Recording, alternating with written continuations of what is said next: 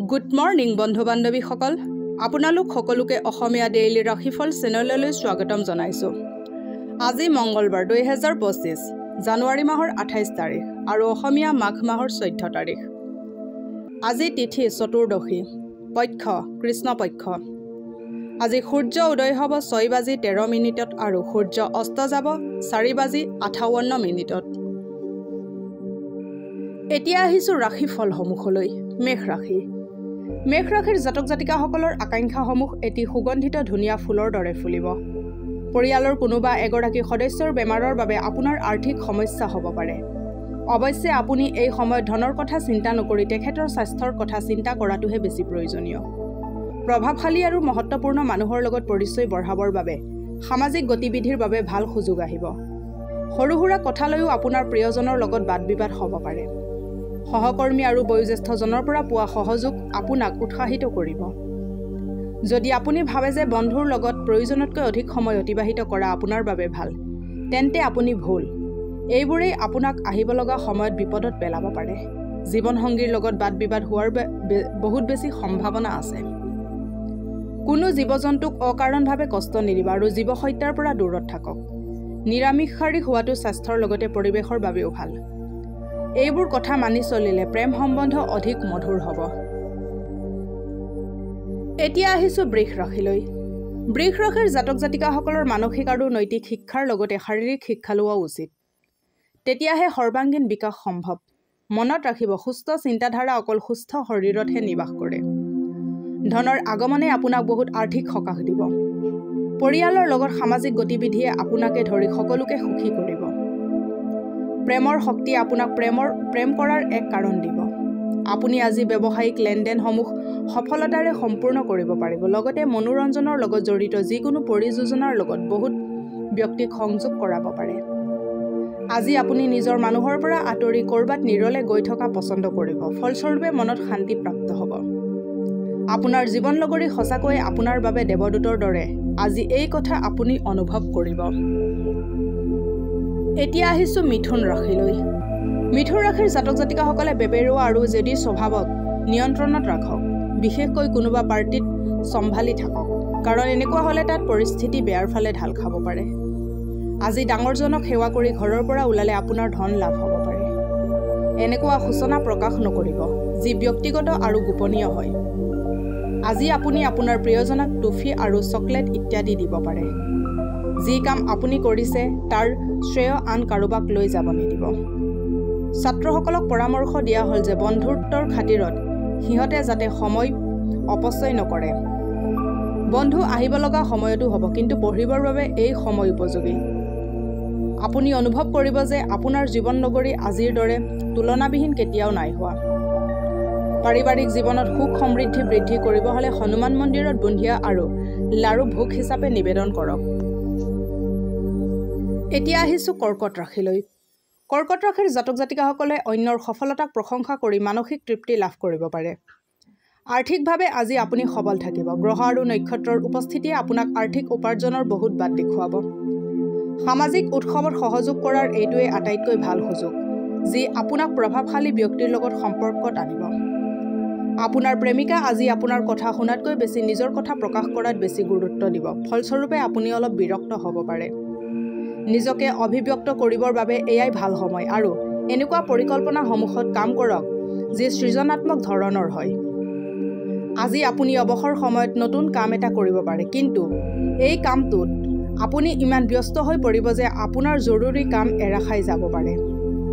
এই দিনটো আপোনাৰ কাৰণে বসন্তৰ দৰে হ'ব, প্ৰেম আৰু সুখেৰে ভৰা, য'ত আপুনি আৰু আপোনাৰ জীৱন লগৰী চিৰজীৱন একেলগে থাকিব। বগা কাপোৰ বেছি পিন্ধাটো স্বাস্থ্যৰ পক্ষে খুবেই ভাল। এতিয়া আহিছোঁ সিংহ ৰাশিলৈ। সিংহ ৰাশিৰ জাতক জাতিকাসকলৰ কোনোবাই আপোনাৰ মন আজি বেয়া কৰিব পাৰে, কিন্তু এনেকুৱা বস্তুৰ পৰা নিজকে নিয়ন্ত্ৰণ কৰক। ব্যৰ্থ চিন্তাধাৰা আৰু অসুবিধাসমূহ শৰীৰত নয়াৰ্থক প্ৰভাৱ পেলাব পাৰে আৰু চেহেৰাৰ লগত জড়িত সমস্যা হ'ব পাৰে। আপোনাৰ ঘৰৰ লগত জড়িত নিৱেশে আপোনাৰ বাবে লাভ কঢ়িয়াই আনিব। আপুনি অনুভৱ কৰিব যে আপোনাৰ বন্ধু বান্ধৱ বহুত সহযোগী স্বভাৱৰ হয়, কিন্তু আপুনি কিয় কয় তাৰ ওপৰত সাৱধানী বৰ্ধন কৰক। যাক আপুনি ভাল পায় তাৰ লগত কৰা বেয়া ব্যৱহাৰে আপোনাৰ সম্বন্ধত দূৰত্ব আনিব পাৰে। নতুন পৰিযোজনাসমূহ বাস্তৱত ৰূপায়িত কৰিবৰ বাবে আজিয়ে ভাল দিন। ব্যৱসায়িক কাৰণজনিত যাত্ৰাই আপোনাক লাভজনক ফলাফল দিব পাৰে। আজি আপোনাৰ অনিচ্ছা সত্ত্বেও আপোনাৰ জীৱনসংগী আপোনাক বাহিৰলৈ ফুৰিব যাবৰ বাবে জোৰ কৰিব পাৰে। তেনেকৈ ওলাই গ'লে আপোনাৰ মন এনেও ভাল নাথাকিব। এতিয়া আহিছোঁ কন্যা ৰাশিলৈ। কন্যা ৰাশিৰ জাতক জাতিকাসকলে আজি নিজৰ স্বাস্থ্য আৰু মুখমণ্ডলৰ যত্ন ল'বৰ বাবে হাতত পৰ্যাপ্ত পৰিমাণৰ সময় পাব। কোনোবা নিকটৱৰ্তী আত্মীয়ৰ সহায়ত ব্যৱসায়ত উন্নতি হোৱাৰ আশংকা আছে, যাৰ ফলত আপোনাৰ ধন লাভ হ'ব। এনেকুৱা কামত সহযোগ কৰাৰ এইটোৱে ভাল সময় য'ত যুৱক আৰু যুৱতীসকল জড়িত থাকিব। জীৱন্ত বাস্তৱৰ মুখামুখি হ'বলৈ হ'লে নিজৰ প্ৰিয়জনক কিছু সময়ৰ বাবে আপুনি পাহৰিব লাগিব। যদি আপুনি পোনপটীয়াকৈ উত্তৰ নিদিয়ে তেন্তে আপোনাৰ সহযোগী বেয়া পাব পাৰে। সময়ৰ গতিৰ লগত চলাৰ লগতে নিজকো সময় দিয়া উচিত। এই কথাটো আপোনাৰ আজি অনুভৱ হ'ব, কিন্তু তথাপিও আপোনাৰ ঘৰৰ মানুহৰ বাবে হাতত সময়ৰ নাটনি হ'ব। আপুনি অথবা আপোনাৰ জীৱনসংগী আজি বিচনাত দুখ পাব পাৰে, সেইবাবে এজনে আনজনৰ যত্ন লোৱাটো উচিত। প্ৰেমৰ সম্পৰ্ক শক্তিশালী কৰিবৰ বাবে প্ৰেমিক অথবা প্ৰেমিকাক বগা চকলেট উপহাৰ হিচাপে দিব পাৰে। এতিয়া আহিছোঁ তুলা ৰাশিলৈ।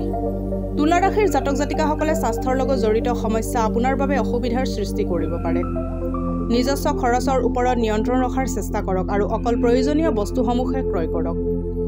কোনো নতুন সম্বন্ধ আপোনাৰ বাবে লাভদায়ক হোৱাৰ লগতে দীঘলীয়া সময়ৰ বাবে অটুট থাকিব পাৰে। প্ৰেম সদায় আত্মীয় হয় আৰু এই কথা আজি আপুনি অনুভৱ কৰিব।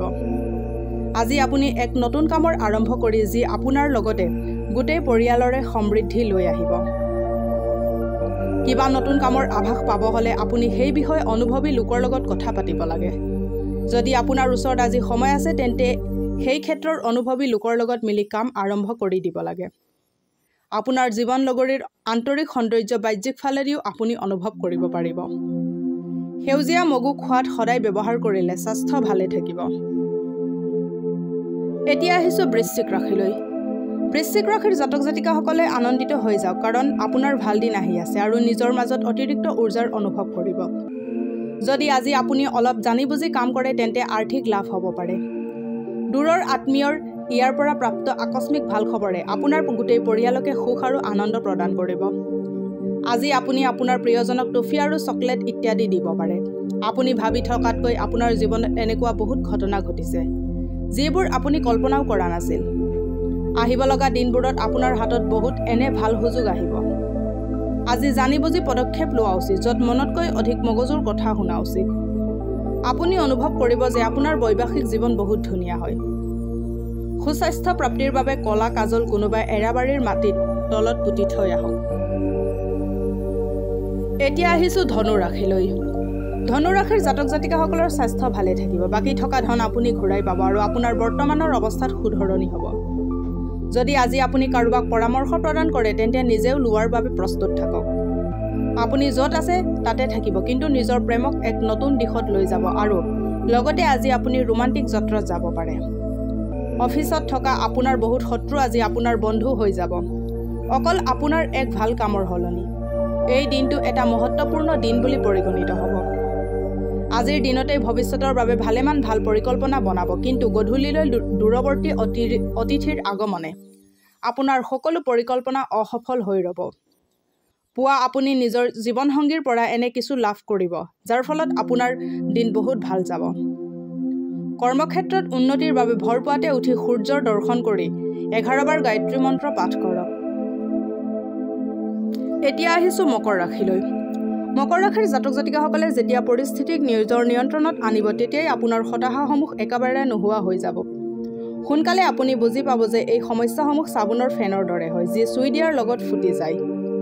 বিবাহিত দম্পতীসকলক আজি সন্তানৰ শিক্ষাৰ বাবে ভালেখিনি অৰ্থ খৰচ কৰিবলগীয়া হ'ব পাৰে।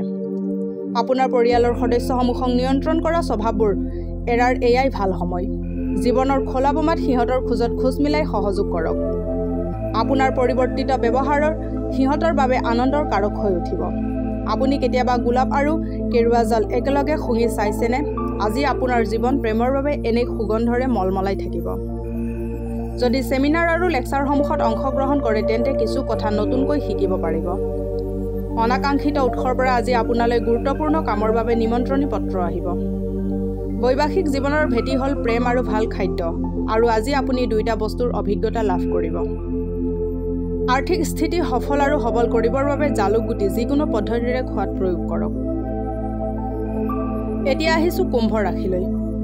কুম্ভ ৰাশিৰ জাতক জাতিকাসকলৰ মানসিক শান্তিৰ বাবে দান পুণ্যৰ কামত সহযোগিতা কৰক। অপ্ৰত্যাশিতভাৱে আগমন হোৱা অতিথিৰ ভাগ্যৰ বলত আপোনাৰ আৰ্থিক লাভ হ'ব। সকলোকে আপোনাৰ আয়োজিত পাৰ্টিত নিমন্ত্ৰণ দিয়ক, কাৰণ আপোনাৰ ওচৰত আজি অতিৰিক্ত ঊৰ্জা আছে, যি আপোনাক পাৰ্টি অথবা কাৰ্যক্ৰম আয়োজন কৰাৰ বাবে প্ৰেৰণা পাব। অলপ ভালকৈ তথা সাৱধানেৰে, কাৰণ আপোনাৰ প্ৰিয়জনে আপোনাক অধিক প্ৰশংসাৰে নিয়ন্ত্ৰণ কৰিব চেষ্টা কৰিব। আজিৰ দিনাখন অফিচত সকলো প্ৰকৃততে আপোনাৰ বাবে ভাল দিন কৰিবৰ কাৰণেই যেন ৰখি আছে, কাৰণ আজি আপুনি তাক সম্বৰ্ধনা জনাইছে যোনে আপোনাক বেয়া পায়। আজি আপুনি নতুন কিতাপ এখন কিনি আনি কোনোবা বন্ধ কোঠালিত গোটেই দিন অতিবাহিত কৰিব পাৰে। আজি আপোনাৰ জীৱনসংগীৰ লগত আপুনি আকৌ এবাৰ প্ৰেমত পৰিব পাৰে। বগা চন্দনৰ তিলক লগাওক, স্বাস্থ্য ভালে থাকিব। এতিয়া আহিছোঁ মীন ৰাশিলৈ।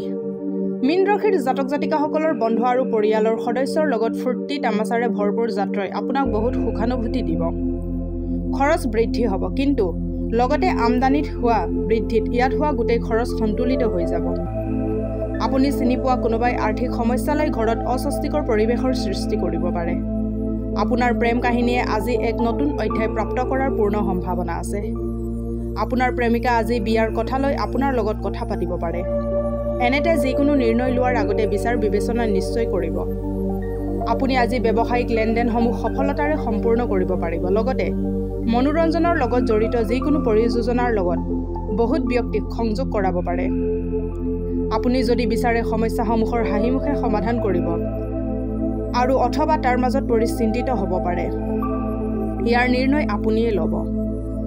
জীৱনসংগীৰ লগত আপুনি নিজৰ মনৰ সকলো কথা ভাগ বতৰা কৰিবৰ বাবে ভৰপূৰ সময় পাব। এটা সমৃদ্ধিশালী জীৱনৰ বাবে নিতৌ তেলেদি গা মালিচ কৰক। আজিলৈ ৰাশিফলৰ ভিডিঅ'সমূহ ইমানেই। যদি ভিডিঅ'বিলাক ভাল লাগে লাইক কৰিব, কমেণ্ট কৰিব, শ্বেয়াৰ কৰিব আৰু ডেইলি ৰাশিফলৰ ভিডিঅ'সমূহ পাই থাকিবলৈ চেনেলটো ছাবস্ক্ৰাইব কৰি ৰাখিব। ধন্যবাদ।